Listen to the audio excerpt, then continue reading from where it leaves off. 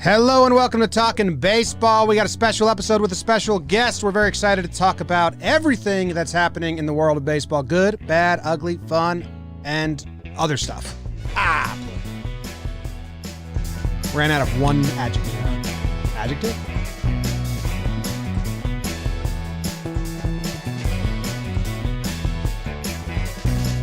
All right. Hello and welcome to Talkin' Baseball. My name is Jimmy. Sitting next to me is Jake. We got Trevor coming from California, producer Bug Dude in the corner, and special guest from The Athletic joining us today, Britt, Trolley. Hello. Hello. What? It's like magically appearing. It's a very cool effect. I had no idea there was going to be a musical component to this. Oh yeah. You got to dance a little, make sure you're in the mood. We sing the whole episode, so I hope you're prepared. It's Hamilton. I have an atrocious voice, but I'm a scream talker, so I'm here. I'm ready. That's Jake. Yeah. He's an atrocious singing voice, but he sings all the time.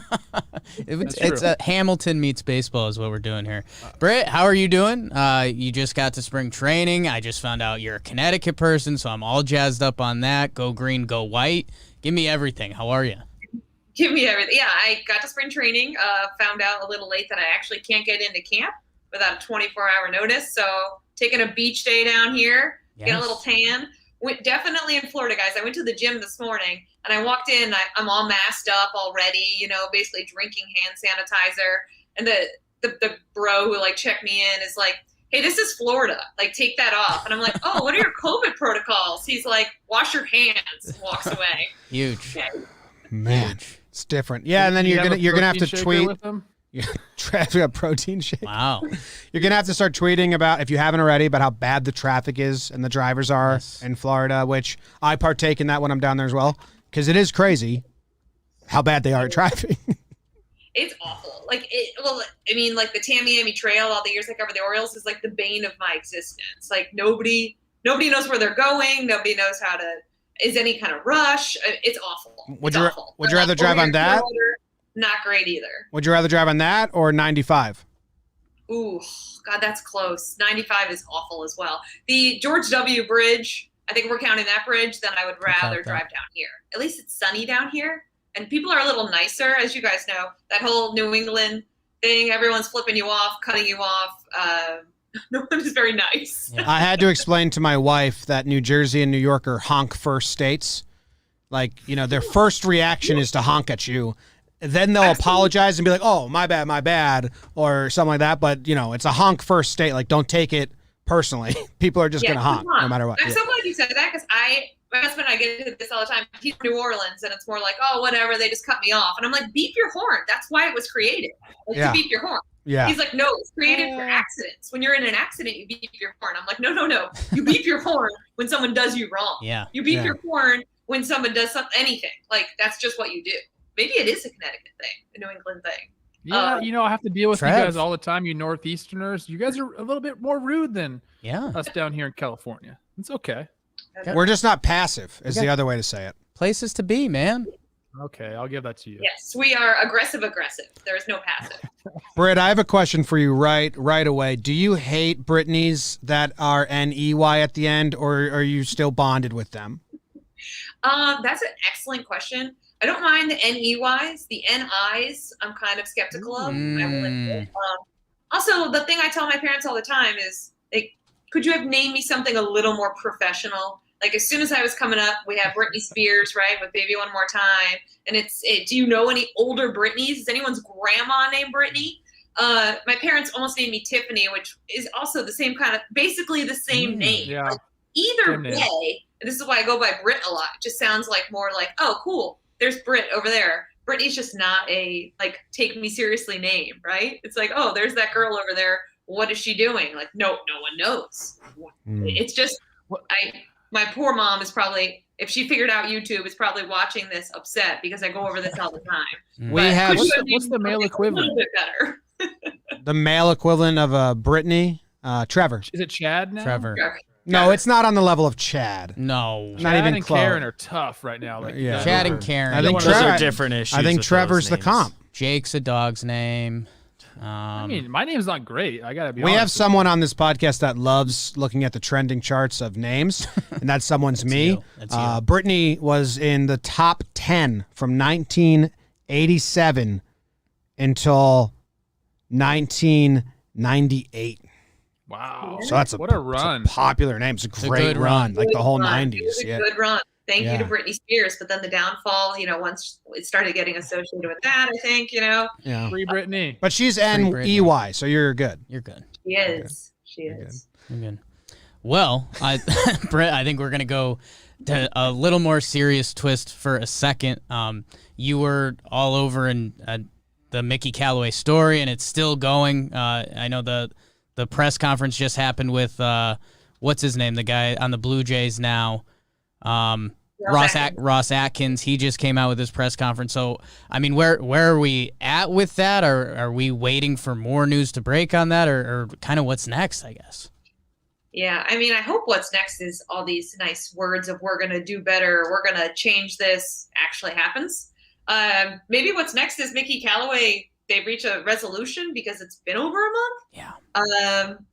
I will say this. I've just been wondering, you guys, in your experience, whether it's steroids or the Astros cheating or this Callaway stuff, has there ever been an investigation where we learned something new? No, I tweeted that out as soon as they said we're going to investigate Mickey Callaway. I think that was my exact tweet. Like, MLB has never said we're going to investigate something and come away with new information. Like the Astros thing, all they had to do was open their inbox because the Rays and the Yankees, and there's another team that I'm blanking on. The A's, no. Dodgers had been sending proof and examples and complaints for 3 seasons. So like, we're going to start an investigation. Like, okay, open up your inbox. And I guarantee it's the same thing here. Right. Ask anyone on the 2019 Nationals who had to change their signs a million times. I was there that year. There were so many rumors of these guys are cheating. Just nobody could nail down exactly how. So I actually saw Yankee scouts showed me their phone and all the pictures of Minute Maid Park that they took and sent to the front office. And I asked, can I send those to the public? And they said no, because they're going to know it came from us. So like, this is something that teams have been doing forever, sending proof that the Astros were cheating. And the investigation just confirmed what The Athletic broke. And same thing here. Right. And the same thing with steroids. They were never like, oh, you know what? 10 guys were named that did steroids. But in fact, we found 50, right? That just didn't happen. In fact, it was the opposite of that. So I don't hold out too much hope just based on precedent that they're going to find like this whole, it wasn't just Mickey Callaway, it was everywhere. And I think we all know it's everywhere. It's not just a Mickey Callaway thing. What I liked today that Ross Atkins was saying was, he took accountability. He said he was sorry for his involvement in it. And he also said, like, we have to get better. We're too all white. We're too all male. We're too all of one thing, which I think people reading that should hopefully realize is it wasn't just this one incident with Mickey Callaway, right? It was the fact that people didn't really know that was wrong. Like, people didn't really consult with other people to be like, yeah, that's actually an issue that's been happening for years. Like, there's a difference between having an extramarital affair and what Mickey Callaway was doing. And I don't know if a few years ago people really realized that there was. So hopefully we're getting there. Hopefully it's not just like empty, hollow words. I will say I'm a little disappointed that as a league, they come out really strong and, what's his name? Joe Kelly hits someone in the head. It's like an immediate 1-month suspension. MLB says, that's it. The next person who does it's in trouble. But why couldn't they say this with Mickey Callaway? Like, that's it. The next person who does this is in trouble. What is so gray area about this issue? Because to me, it's pretty black and white to not harass women. Yeah. MLB, I mean, we can just go over how long you got because we got a list of things that they just don't do well. And we talk about that all the time on our pod here. And like, you're right, Mickey Callaway is not an isolated incident. However many minor league teams there are and minor league coaches and major league coaches and shit players too. I mean, this is something that needs to be changed throughout the entire system.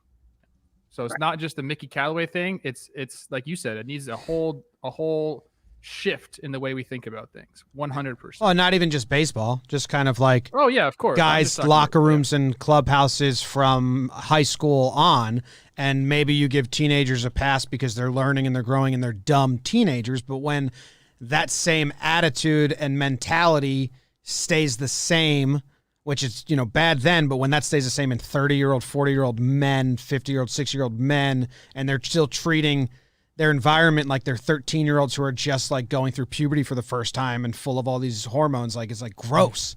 That's like, so it's not even a baseball thing. It's kind of just like so we need to reculture like boys and boyhood and that clubhouse and what stays in the clubhouse. No, treat every room you're in like it's the same room you're in anywhere, is like what I would try to say to young kids. Right. It just feels like, and I think people are always, the first thing they go to is, as Trevor mentioned, is like the players. And it's actually, I can only speak for myself. In my own personal experience, the players have caught on and caught up to the times quicker than other areas of the sport, quicker than some coaches, minor leagues, some people in the front office. So I think in my experience anyway, by the time players get to the big leagues, they've interacted with enough females in clubhouses. The guys coming up, especially now, kind of get it more so than other areas. And it's crazy to me. What I didn't realize until this whole shit hit the fan was that the players get sexual harassment training, but the front office and teams weren't required to. And that should say everything, I guess, right there. Now it's going to change, obviously. But in my experience, players have been largely allies. And it's the rest of the sport that kind of needs to catch up. And I'm hoping that's kind of a youth thing, like as generations turn, our youngsters are just being more aware and not being groomed in the same fashion that the other, the older guys are. But that's insane that you just said. That's why we're talking about it here, because we're getting the message out. Then young kids who watch our show understand stuff like this. I mean, it is, the younger guys are better with it, and all players do go through these sessions. We have them during spring training. Sometimes they pop up during the year as well. So it's definitely something that the Players Association has done and tried to, change that culture. Yeah. No. And I don't know if you know this, Britt, but so I have the Rangers probably on the top of my worst run organizations list. And There's it's a little bit of bias because they treated me poorly. Yeah. But the Angels are fast approaching that number one slot for a variety of reasons, not just the Mickey Callaway. So if you need me to get on the train and just go after the Angels, I am your guy. You're driving. Right. I agree with you. I think, listen, they had the lawsuit with the clubby going, right? They have everything with Tyler Skaggs. Part of the reason that this is taking so long with Callaway is the Angels are letting MLB investigate, and they're not doing it for themselves. And obviously we know they don't want to pay what's left of his salary. So now we're putting a price on sexual harassment, really, right? You know what, though? We still owe him $900K. What? These are billion-dollar organizations. So, yeah, I agree with you. I think you guys should do a whole episode on, worst organizations, worst-run organizations. I mean, it's pretty much all we do. Out of town, however, it's not very hard to come up with at least the top 5. It's not very hard to be this team, this team, this team, this team. A lot of them are in the AL West. Unfortunately. Yeah. We did an agent survey at The Athletic, and we did 30 agents that we spoke to, and it was where do you not want your clients to end up? And Oakland was a big one. Texas, though, people had mentioned the way it was handled, the way people were treated. So I've heard that before too. So it's interesting to see what the agents say, where they're you know what, I want my client in the big leagues, but shit, does it have to be here? I don't know. I don't know I don't know about the culture of Oakland, but I'm guessing that agents don't want their guys ending up on a team that doesn't spend any money. So maybe that's why they're the forefront and not bad culture. So, but maybe, I don't know. But that's a very interesting. I'd love to see the results of it. It's not a culture thing in Oakland, as far as kind of what we've been talking about. It's more the facilities are bad. They'll platoon you like that. You know what I mean? So your at-bats could go down. And yeah, if you do perform there, it's not like they're going to, write you a check. They're going to ship you out, and then you have to figure it all out again. So there's a lot of things but like I said, the Angels, man, they are right there on the step of number one of worst run organizations. And Perry is a former clubby. He started out as a clubby, and he's not stepping in for Bubba and this whole Pine Tar situation. It really pisses me off. And obviously Skaggs, as you can see right above my shoulder here, that's a big part of the reason why I hate them too. So.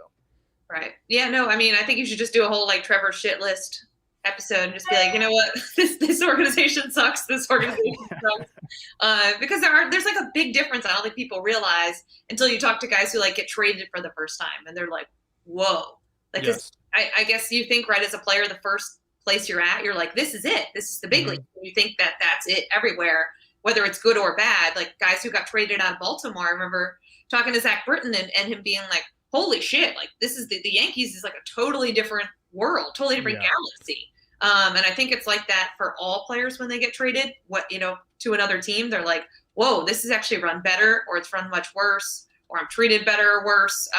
It's 100%. Not just this even playing field that I think people imagine. Like, I'm in the big leagues. Like, dude, it depends. Like, dude, you're in Tampa Bay. Like, does that really count compared to some of these other organizations, And we're Yankees fans, so we're get ripped on for bringing the Yankees up all the time, but you brought it up first, Britt, so I'll add on to it. CC Sabathia always says to other players on his podcast, like, you're not in the big leagues until you're on the Yankees. I'm sure there's other teams out there that he didn't play on, but he played with Cleveland, he played with Milwaukee, and then he played with the Yankees, and he was like, the food I eat, the hotels I stay at, the quality of care for my family and my children, he was like, I don't experience this. And then I know that the Yankees bullpen coach, Mike Harkey, he went and was the Diamondbacks pitching coach for a little bit. And he was like, he was like, I upgraded in job, I downgraded in quality of job. So he came back to be the bullpen coach. So it's wild. You would think that it's much more even of a playing field. Yeah, you would. I remember like when the Yankees had like an off day early on, and Britton was like, yeah, in Baltimore, you hang out, you go to a restaurant, and I think it was Sabathia who like rented a plane and they went to like the Bahamas for the day. Like, whoa, you're not like Easy Dorothy, like you're not in fucking Kansas anymore. Well, the big thing, totally the big thing with Britton was the Orioles made him pay for daycare. Like he had to pay them for them to watch his kids, and he was like, the Yankees like have a nice daycare and we don't have to pay for it. Just plus, and we were laughing like that's why he signed back with us. Like if that's what it takes. Dude, right. I'm not going to name the organization. Matter, I think, right, Trevor? Like everyone's making good money in the big leagues. It's like the amenities and feeling like you matter. Like the big thing with the Nationals that the players and Anthony Rendon spoke out against was they made the wives fly commercial for the World Series. It was like a big deal for the playoffs, and finally they got another plane for the World Series. The players were pissed. It's like you make the World Series, and now your families have to coordinate like with kids and commercial flights and stuff like that. And having another plane like the Dodgers do all year for their significant others, that's a big deal to people. It just makes their life. They have a plane for their significant others all year? Yeah, they can come back. The rule is they can come back, travel back to LA with them. Travel back. Okay, yes. Travel back is normal. Travel back is pretty good. I'm not going to name the organization, but there was one organization that had daycare, and that's a huge thing for families. I mean, God bless baseball wives. They have to put up with so much stuff. I know, there's some good things about it, but man, it's a lot. This organization would end the daycare like strictly at 10 o'clock or like 9:45. The game's still going on. Like they have to go get the kids, and then what? Like, why not just stay to the end of the game? And it's one of those things like I don't understand.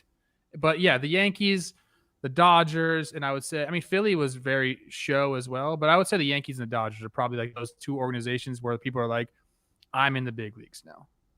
Right. Britt, I love your idea for Trevor doing the worst franchise list, but we try to get him to do extra work, and he's just kind of not built differently. He's kind of built the same. So hopefully we can get him to do that. Right, you just got to spring training. You mentioned how the 24 hours you have to check in with the teams, which is a little ridiculous. But we'll start getting into some of the more fun baseball stuff. What's your spring training visit you're most excited to check in for this year? Like, what was the one when you were coming down on the plane? You're like, all right, I need to see this. Well, I want to go to Yankees camp and see the gas, the Velo garage, gas station. Yes. Yeah. That's what it is. I'd also like to go to West Palm Beach and see if Eric Cressy will let me use the gym, because that used to be a highlight of spring training. So Eric, if someone is listening to this, Eric, I'll be calling you soon. As soon as I get to the state, please let me in. Okay. But I think the Yankees thing is cool. I think the velo thing in general, and I have a story I'm working on that's coming out soon about organizations, which ones are really good at improving velo and which ones are drafting guys who throw upper 90s and then a few years later they've actually lost velocity.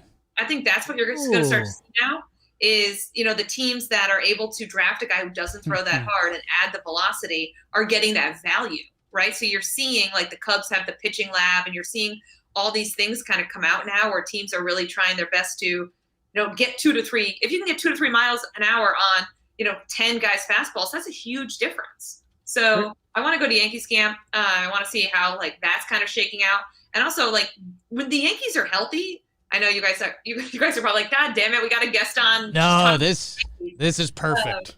But that lineup, to me, if they stay healthy, is just insane. I want to go to Blue Jays camp if they'll let me there, because I think that they have a lot of young guys and they kind of got good like a year early. And I want to see like, is Vlad Guerrero Jr. really that skinny? Was it really just the urethra? Skinny Vlad.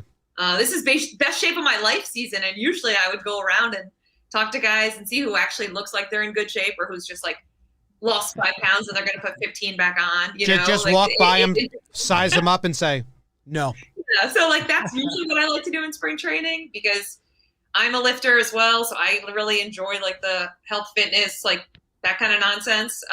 So I don't know if I'm going to be able to do that, but that's what I would like to do. So didn't really answer your question, but we talked about the Yankees, so I feel like that was still a good answer. You made it. And you mentioned Cressy, who's a health and performance coach, and he's working with the Yankees. But one of the coolest stories we got last year was from you and Eric Cressy's underground baseball camp that he was putting on. For any of our listeners that maybe missed that or forgot about it, can you just tell some people about what was happening last year during quarantine? Because I think it's kind of sandlot games with professionals is awesome. A dream. Yeah, it's like Field of Dreams kind of shit, right?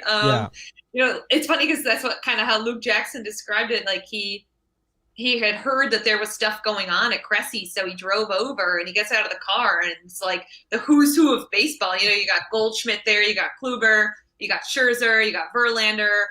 You just got, Stanton was there. He was rehabbing, though. I want to make that clear because people freaked out. They thought that Stanton was playing like crazy 9-inning games and sprinting, and then, oh my God, his calf's hurt. He was rehabbing. But it's this huge list of guys, and they're playing legit games at Palm Beach Gardens High School. So can you guys just imagine just being like a high school kid or whatever, just being like, let's go use the open field, and then basically like just seeing all these guys out there and be like, holy shit, like. How did that not leak out in the age of social media? I don't know. Actually though, Richard Blyer, all the guys were told like no social media.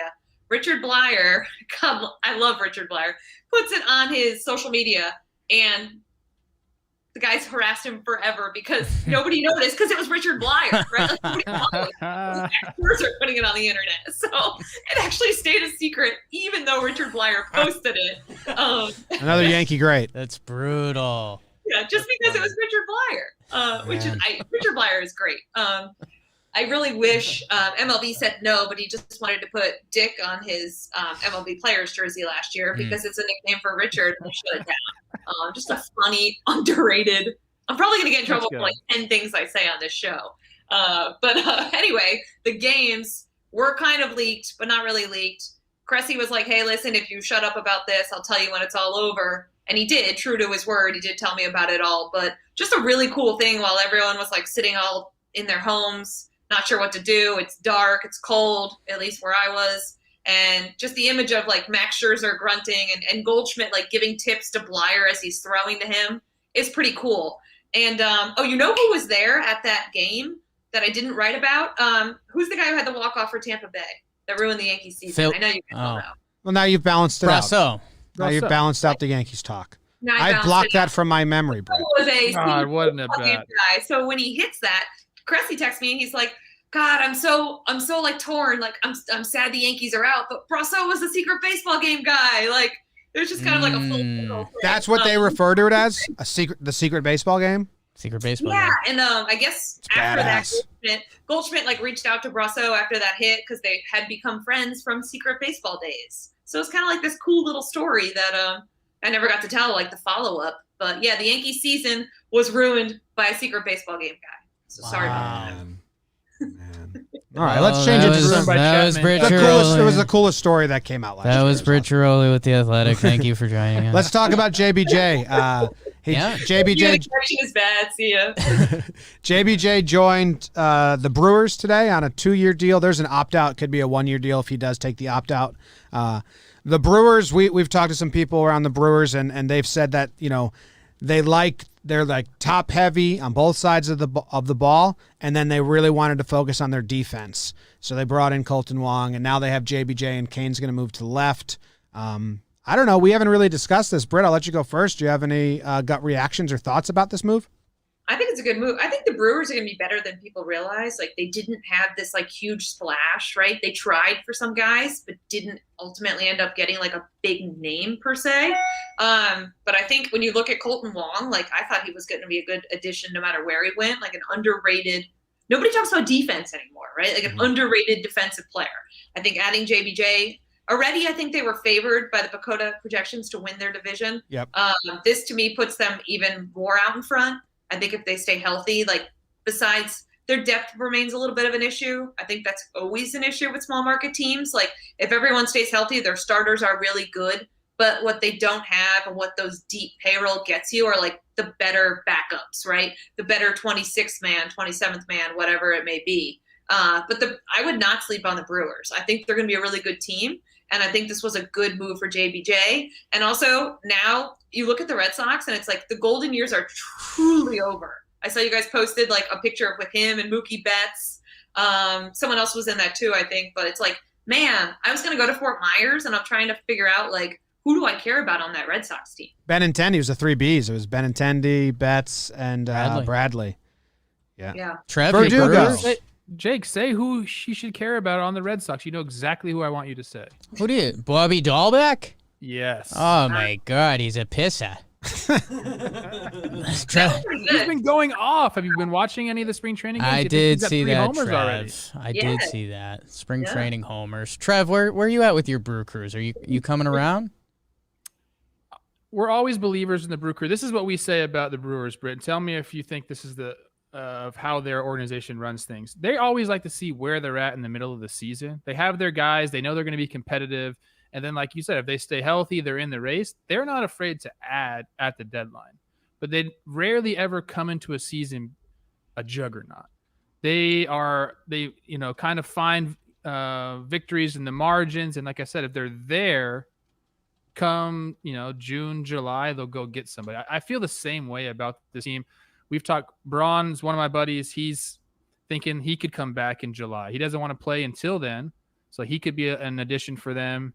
It's pretty much the only place he'll do that for. But then, like as far as depth, I think that's when they can acquire depth is at that point. But they're never out of it. They have this culture there. It's like they hang on. And lately it's been like September they go. So we'll see how it goes. I have the Cardinals as my favorite in the division. But the Brewers they're just always right there. And when you got Yelly and some of the guys they have, I mean, like you said, they're top heavy and they can add the depth when they need to add the depth. Yeah. I mean, what's crazy to me about the Cardinals being like favored is they only made one move. I know it was Arenado. The big move. Exactly. But like what else? They really didn't do anything else. I like Kim. Hicks back. So if he doesn't play well, then what Hicks will be back. That's a back end of the bullpen type guy. That's another kind of, I guess, an addition, if you will, because he wasn't there last year. Well, I think maturation of clarity. I love the Cardinals. Sorry. The one other thing that they did do was they moved Fowler, which we thought was going to be them shedding more space to add someone else. Instead, it wasn't that. They were eating the salary just to get rid of him, and it's to give their young guys a chance, to give Tyler O'Neill, Carlson. So that's kind of the other part with that Cardinal story. Yes, they brought in Arenado and those corners, Goldschmidt and Arenado. You can't beat that. But man, if they have one or two of those young guys step up, that changes the whole dynamic of that team. So I'm interested to see, because I think it's always funny. One of the things we say here a lot is that your team better than us. Like, if I give us the full Tyler O'Neill scouting report, I'm just going to be talking out my ass, so I'm not going to do that. Don't do it. I love Tyler O'Neill. You know that. I know you do. Short king, right? Short thick? King, he's jacked. I love that. Unlike you, he's jacked. Okay.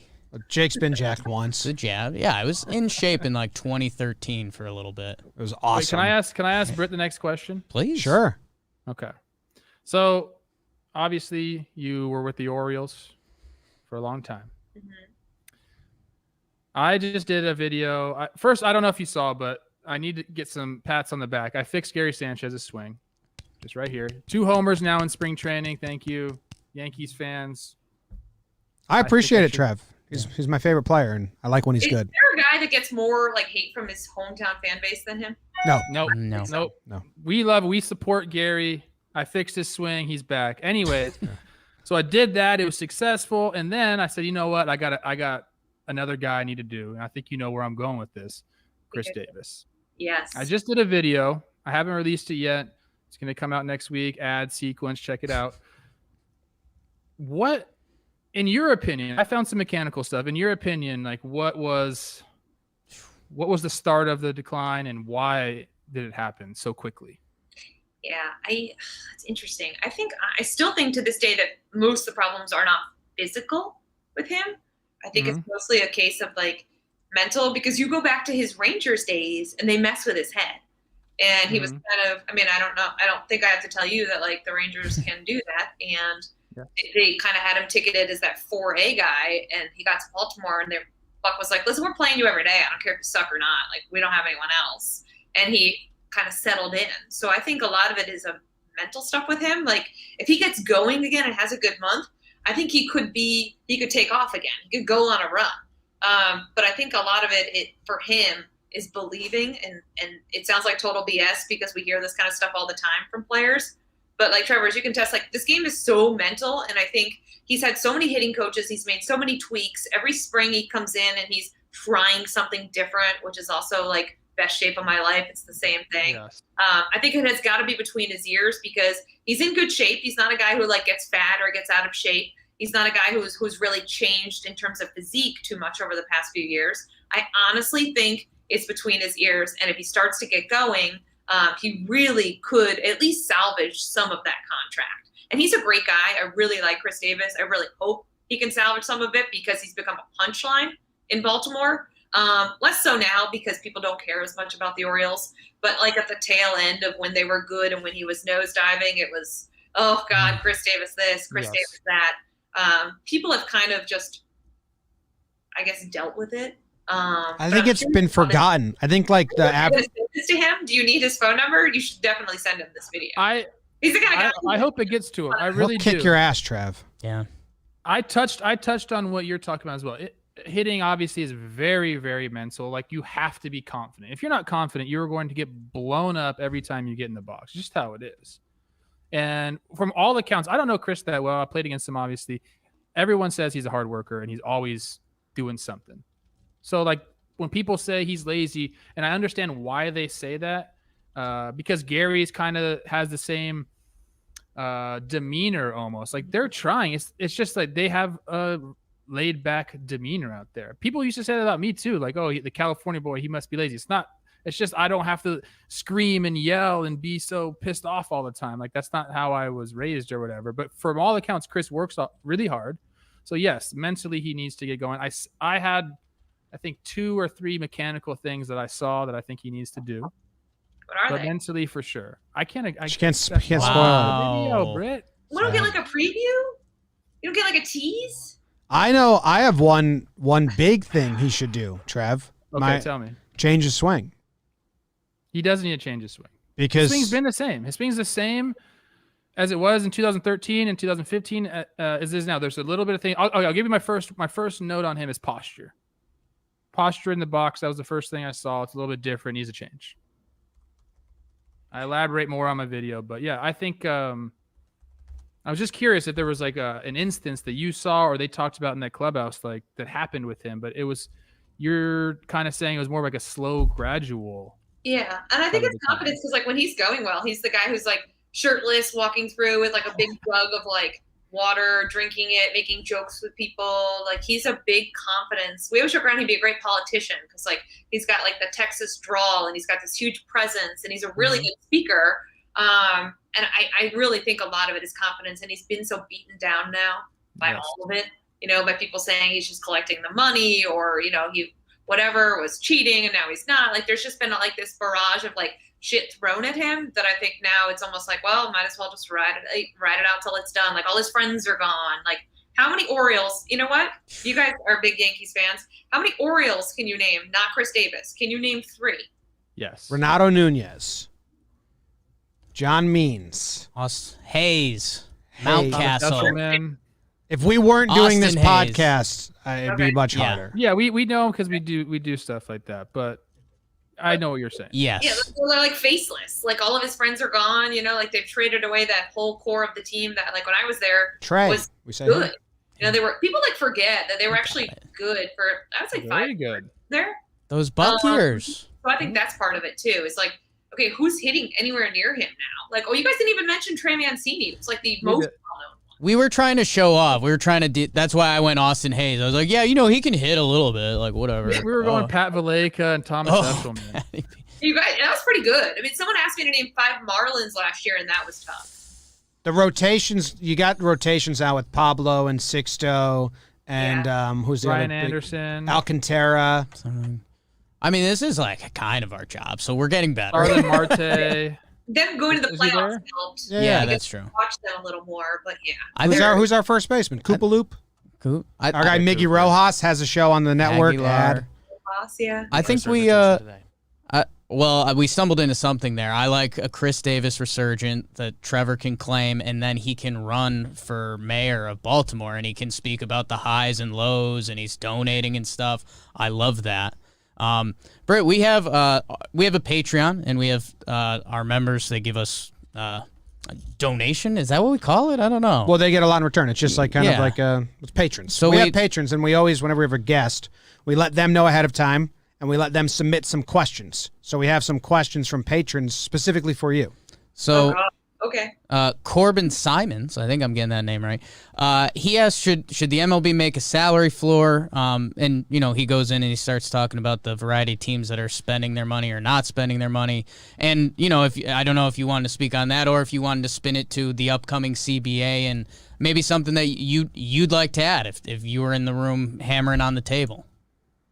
Okay, so I personally think you already have a cap, so why not have a floor?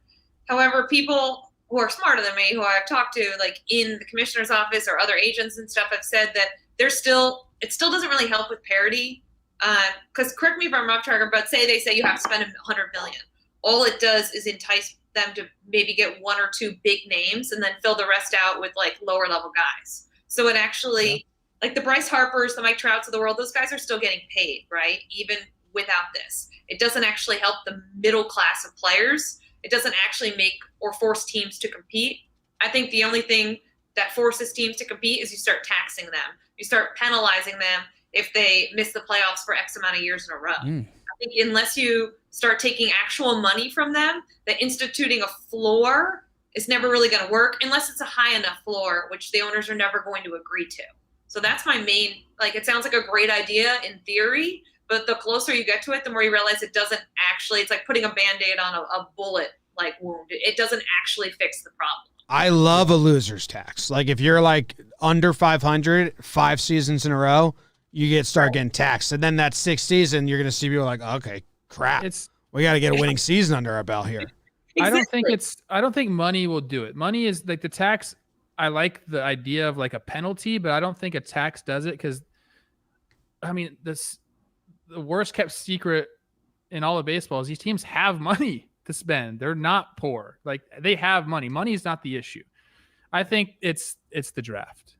And how about this? International money, international spending money. When you start taking draft capital away from these teams and you start, or at least at the very least, stop rewarding them for finishing last. Right. Take some draft capital away, and then some of that international, what do they call it? Like the pool bonus. I don't know what they call that. Right. International spending money. Take some of that away because that's where they love. They love that money. That needs to be figured out because one of our Yankees listeners asked us, like, why don't the Yankees care about the draft? I said, because they care. They can just get Gary Sanchez and they can get Luis Severino and they can get all these players in the international. Like the Yankees don't care about the draft at all. They care about the international signing. So if there's a way to, you can go get the best player, international player, and you sign him for like $3 million when he's young. Right. Look at Juan that's Soto. nothing. I agree. I think it's interesting because when I went from the Nationals to the Orioles, like the Nationals don't really care that much about the draft. They certainly don't care about the Rule 5 draft because they care about winning. For the Orioles, it was like their Super Bowl. Like we can get players for $20 grand. So it's like that, or it's like the ethos of different organizations. I think the top draft pick has got to go to the team that missed the playoffs, right? The last team that didn't get in. Like you reward the teams that came close and fell short, and then you work your way back from there. Like there should not be. Somebody proposed this to me. Like, why is Mike Elias going to be considered a genius if they tank for 5 years, build up draft picks, and then stumble into a good season? Is that impressive, or is that something that we could do as GMs? Yeah. Right? You're opening. That's a different spin that the loser tax and if the team that was the best missed the playoff getting the draft. I like it. I mean, I got to wrap my head around it fully, but it's a totally different draft thing. Would get dangerous if there was a team that was rebuilding and if they lose, they get the number 1 pick, or if they win, they go to the playoffs and they get run over by the Dodgers. Like right now. Would you rather make the playoffs and lose, or be one out and get Kumar Rocker? You know, like that would get. But that's interesting. You still got to be good. You got to get yourself to get to that position.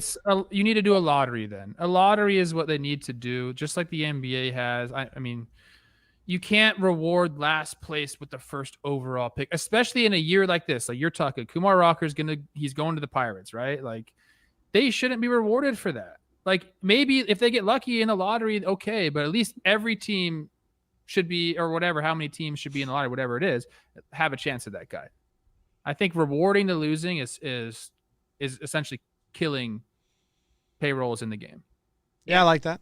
It's an interesting conversation and spin on it all. We have another question from the patron. This one comes from Kristen, who asked, clearly it is unfair that female reporters have to worry about being harassed or having their intentions misrepresented on the job.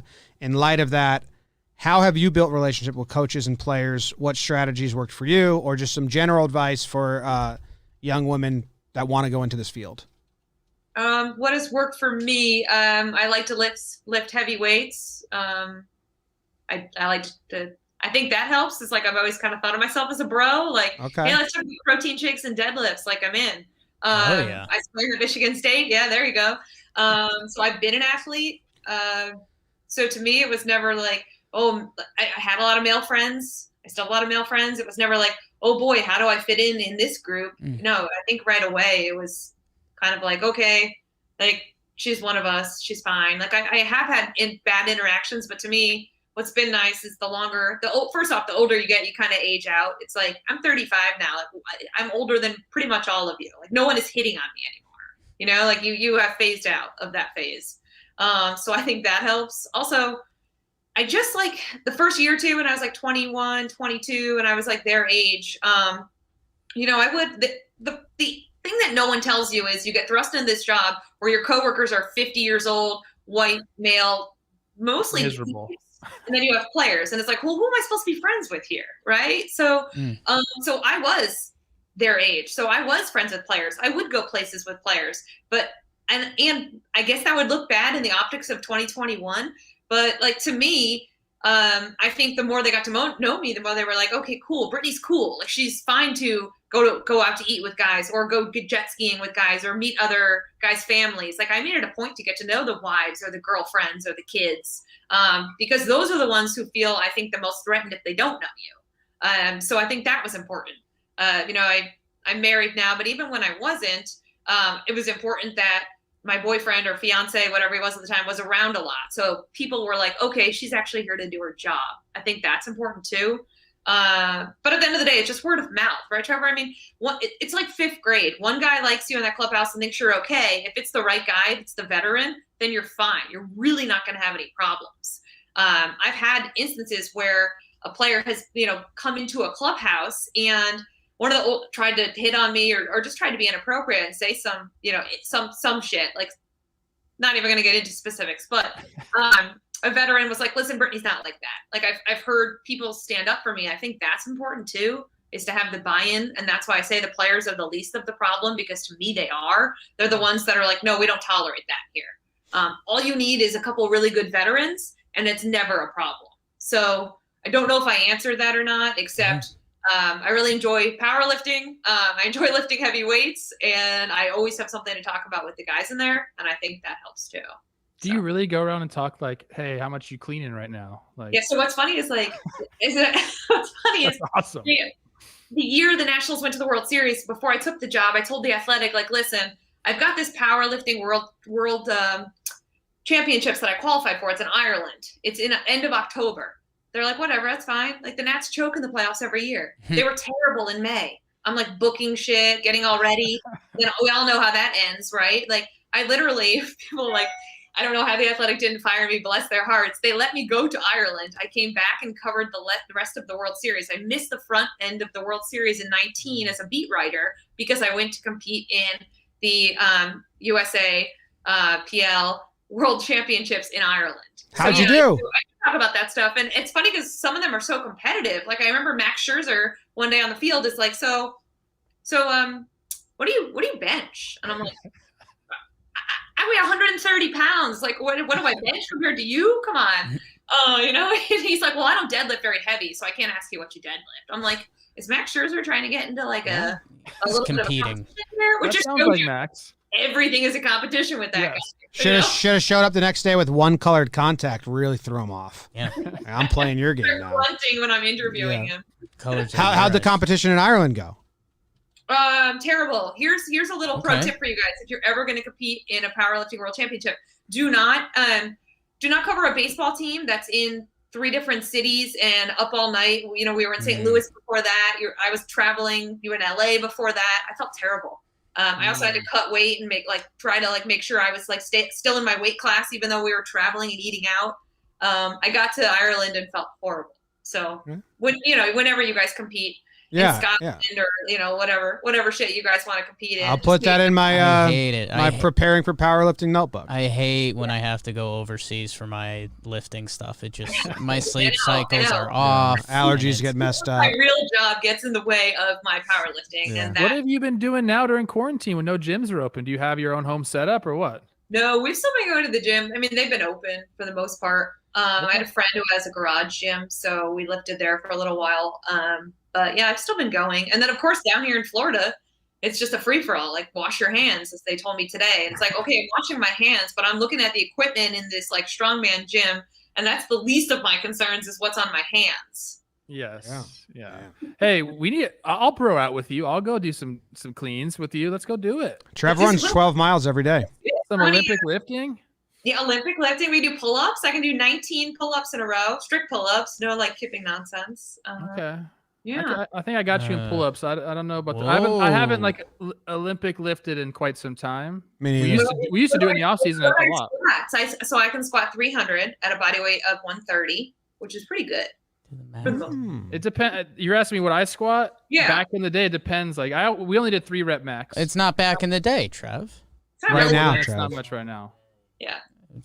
Plus, I don't have a squat. There's no gyms open here. I don't have a squat rack. We're doing a ton of free weight stuff, body weight stuff right now, I'm doing it on a driveway. So all right. Yeah, California's tough. My family lives in San Diego, and they've got the garage gym set up. Otherwise, so my younger sister, is even better than I am. She deadlifts 450 pounds, which is a little bigger, but 450 pounds is 150 pounds more, which is She has a California state record. You should look her up, Trevor. Really? Wow. Hell yeah.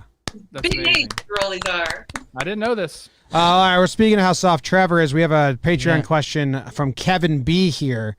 It says, Britt, how can Trevor Plouffe have any credibility when he doesn't pick the Dodgers once for any of his top team draft? Wow. My answer is he cannot. He cannot. That's a tough break for you, Trev. Specifically for you. Trevor Plouffe stuff. He's got a lot of good takes. Thank you, Ron Darling. Thank you, Ron Darling. I mean, how can he have credibility? You can't tell me his 1 rep max squat, guys? Yeah. We never did. We were not allowed to do a 1 rep max squat. Who was watching? Oh. Our trainer was that's what he said. If you can't do it 3 times, you can't do it. I've been doing a lot of natural body weight work. Yeah. Soft. Well, I think, look, Olympic lifting was part of people's routines as much anymore in baseball, but he didn't want us going because you get in that atmosphere and you just want to keep adding and adding and adding, and if this guy did that and we broke down, it would obviously look bad upon him. So it was 3 rep max only. Oh, what about cleans? What do you clean? I couldn't even tell you, to be honest with you. I don't remember. This was back in 2000. Last time I Olympic lifted was probably 2015, 16. Trev doesn't clean. Yeah. Be it in the kitchen or the weight room. I do clean. I clean too much. No, Clean too much right that's now. not true. That's not true. Anything else we need to know about in spring training? Any other storyline or player that you have your eye on that you maybe think the general public doesn't? Ooh, that's a good question. I think Michael. I want to go to Astros camp again. Like I can't get close to anybody. I want to go to Astros camp. I want to ask Michael Brantley, like, what the hell happened? Where was he going to sign somewhere else? Like, what happened with that fake, like, report? Oh yeah. Oh, yeah. The Blue Jay thing. Yeah. But I think he's an interesting guy in general, and I know he's really quiet and really to himself. But to me, like, I've heard that there's just some great stories about him that have yet to be told. So I would love to do that as well. So yeah, I would just, I guess, like to travel around and like actually talk to people, but instead, I'm in Florida where there actually are no rules except for spring training where we can't get anywhere near anybody. So. And there was other news out of Astros camp. Framber potentially out for the season. They're getting double checked, and that season. Yeah, that's what Heyman said. Isn't it just his finger does not put his you ring on finger on his season. left His hand? throwing hand. What's the deal? Like. Well, it didn't stop 3-Finger Brown. I am reporting from John Heyman, which take that for what it's worth. But Yeah. I mean, that's a huge hit. He was like one of their best guys, especially in the We're play. big Framber pod. Yeah, I like Framber a lot. I mean, if I tell you the Houston Astros are down Verlander and Framber, like Is Quentin in the chat? That's a new team, man. Is our dude Hubner in the chat? Is this true? Yeah, Quentin, come on, tell us, man. Hey, Why and don't you know just who tape that one opens finger to spot the other for and us? keep going? What's that, Trev? I would do it. So you know who that opens a spot up for? If they got these guys on the shelf all year, Uh-oh. our boy Jakey. Odo? Jakey O. Yeah. Where's he signing? Why are we pumping Trevor for info here? Yeah, Trevor. I can't. Just stop. Don't press me right At now. this Don't press point, me right now. Trev, Don't strong arm me, Britt. So you So if I just start guessing random team names. You could guess the teams. There's clear-cut teams that everyone, I feel like, should have an idea of where he's going. No, well, that doesn't help us. I haven't decided yet. Isn't it unsettling for players right now, you would think, to not have a place because of all that? They're going to have to go in quarantine if they sign, right? So they're going to have to. That's what they want you to think, Britt. That's what Kevin Mather said. Said eventually they are going to come to us, meaning MLB, with their hat in hand. That's what they want. So I applaud Jake for hanging on. Thank you. not you. Oh, yeah, not Jake. Here, what do you guys think about like an actual signing period though, like every other sport has, where it's a month and then that's it? Like you have to sign between December 15th and January 15th, and then that's it. I'd like it longer than 1 month, but I would like some firm dates. But I don't know, what do you do if there's a penalty at the end? I think that only leads to more players coming hat in hand. Yeah. Because right now, a lot of teams are like, we don't need any veterans. Like, would Todd Frazier have gotten the spot on the Pirates to get at bats in and like play for a chance to be traded if there was a deadline? I think that everyone would have just said, no, we're going to run with our rookies because of like, if they fix the tanking and the trying not to win, then the cutoff might help both parties, but I think it would only help the teams right now. I fear. It just sucks because it's like a slow drip, right? And I feel like, what if there was like 2 or 3 just huge, like even like weeks? Can you just imagine? Like it'd be exhausting. Like it'd be exhausting for all of us in the media, but it'd be really cool to do like a 24-hour like blitz because there's so much shit going on. Yeah, I just fear that on that last day, 5 players that are still out there are going to get 5 offers that are the same exact money at the same exact time and say you got an hour on the clock because it already happened. So, right. But what if you find teams and not players? Like what if teams get fined? Wouldn't that help? If teams don't sign guys by that point? Yeah. If there's a benefit to signing early, that would help. it would, if they can do it the right way, like what you're saying, if they can find the way to do it the right way, that does force the teams to do the issue and get fans of baseball's eyes knowing that something is going to happen. Absolutely. I mean, I think it would be so much fun. And then if you do leave a gap, you've got the month to sign. You've got a 2-week gap during the Super Bowl or something, so nobody was looking at baseball anyways. Then those 2 weeks are all speculation. And it's like, oh, Odorizzi's still out there. We just signed him. Now let's sign this guy. Like there is a right way to do it, and I think the first time Michael K was mentioned that we went to the winter meetings that were dead. It was the Vegas year that was Harper and Machado. 2018. Oh yeah. And so- yeah, terrible, right? Yeah, in Vegas. Yeah, Yeah. I think they're like super exciting. It's the worst week of the year.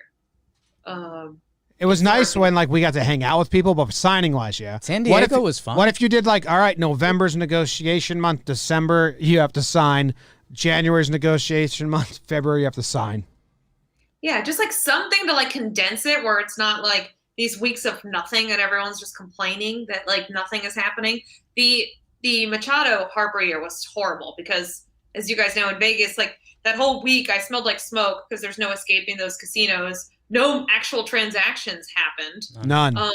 And then you come home and you're like, what did I actually do? But just talk about like nonsense, right? Like teams had discussions. Yeah. Well, like no shit, they had discussions. They were all together in the same fucking hotel. Like they have discussions. They don't need winter meetings to have discussions. They all have a group chat anyway of what players are worth. But it is cool they go like sneaky back alley hotels and like go from like one room to another.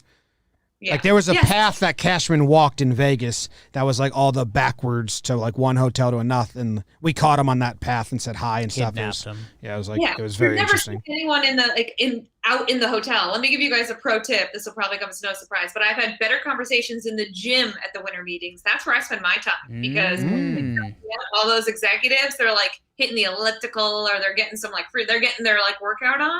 Little pansy boys. The only time you see them, not flanked by like 10 members of the rest of the front office, right? Yeah. So while it might be a little weird to be talking to guys who are like trying to leg press or whatever, it's literally the only place where I get stuff done. You just start asking them a question and adding more weight. Yeah, exactly. Like 2 years, was it 2 years ago? 2 years ago, the hotel gym sucked, and I'm like, forget this. I'm going across the street. It was like some like LA Fitness type thing. Man. And who's there every morning with me but Joe Girardi. It's like we had these nice little chats and Joe Girardi's getting his lift on, and otherwise I would have never made that connection. So Popeye. Probably too many people now. Everyone's going to be hitting the gym at the winter meetings, but I feel confident given the state of most of the media that it's still probably not going to happen. So yeah, I mean, my head's just running away with us in like bad business suits in the gym with microphones, just terrorizing the MLB execs while they Phil try Nevin. to work it. How are you doing? Phil Nevin, can you bench press me? Yeah. Good time. Nate Kapler, always in the gym. It's like the same regular people, my right? My manager. Personal. He does Trev's finances. Yeah, he literally was my manager. All right, Britt, thank you very much for joining us. We hope you enjoy the rest of spring training. This was a blast. Everyone go follow and you got a big story coming up. Yeah, Can we what do you tease got? anything? The velocity one, as I mentioned, and then of course, like we're continuing to investigate. I think this is not the end of the Mickey Callaway fallout. So keep it posted on that. Hopefully some fun baseball stuff. Hopefully guys will let me near a player. I mean, even if I have to wear a spacesuit, hopefully I get near a player here over the next couple days. I think it's more interesting if you do wear a spacesuit. Yeah, go with the spacesuit. I want to do three things when we end up seeing each other this year. First thing, big high five. Okay. Or elbows if you were still doing that whole thing. And then push-up challenge, and then we're going to crush a protein shake together, and that's it. We're going to bond forever. I like it. I need to know, are you a whey protein guy? Well, I'm a whatever protein guy, just protein. Okay. All right, we're good then. Definitely. Any protein. You didn't say we were going to lift together. Soy. Yeah, No, I'm scared to lift with you. Trev's hard. Trev puts a straw in a peanut butter jar and just drinks it. Yeah. I mean, built different. Yeah. I like it. It. Awesome. Thanks for having me, guys. Yeah, we play some outro music and bob our heads. You're welcome to join, or you can just bounce, but I'm going to start it right now. You got to bob. Okay. No, I'm down.